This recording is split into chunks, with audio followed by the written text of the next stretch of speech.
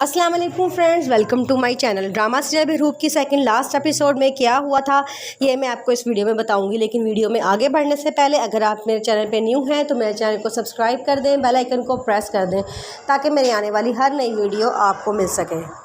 ज़ारा का हस्बैंड जो कि बाहर से आ गया होता है, ज़ारा को बहुत समझाता है, कहता है कि मैंने ज़िंदगी में पैसा कमाने के पीछे बहुत दौड़ लगा दी है।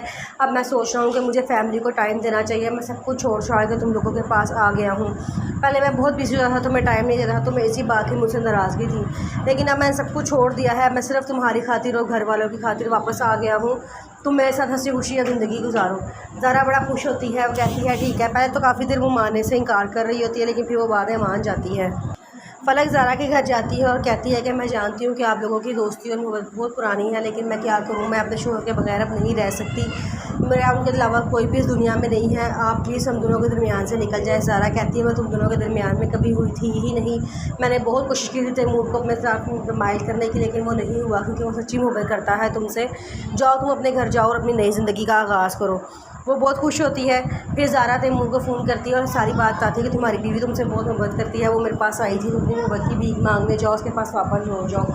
तैमूर बड़ा खुश होता है, अपनी बीवी के पास आता है और ज़ारा कहता है कि तुम क्या समझती थी कि मैं कभी छोड़ दूँगा। अगर मैं तुम्हें छोड़ना होता ना तो मैं तुम्हें उस वक्त छोड़ता जब भाभी मुझे तुम्हारे बहुत खिलाफ़ करती थी।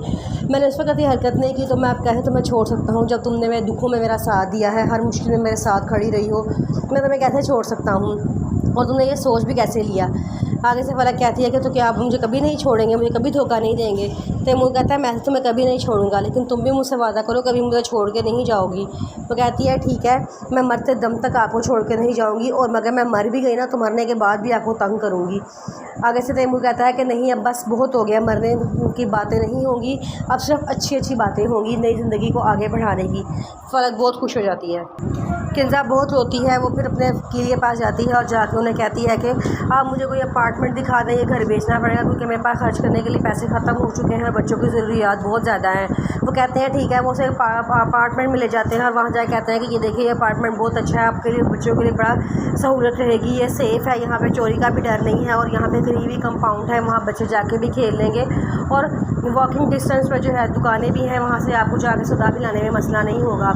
और अगर आप कुछ कहती हैं तो फिर हमें तो कोई मसला नहीं है। आगे से किंजा कहती है भाई बात यह है कि पैसे बहुत ज़्यादा हैं, मेरे पास इतने पैसे नहीं हैं, जितने मेरे जेवर था वो सारा मैं बर्बाद कर चुकी हूँ, लूट चुका है। एक फ्लैट मेरा था जो सुहेल के नाम का था, लेकिन वो भी उन्होंने सोनिया को दे दिया है। अब मेरे पास जो कुछ है ये घर ही है, इसके अलावा कुछ भी नहीं है।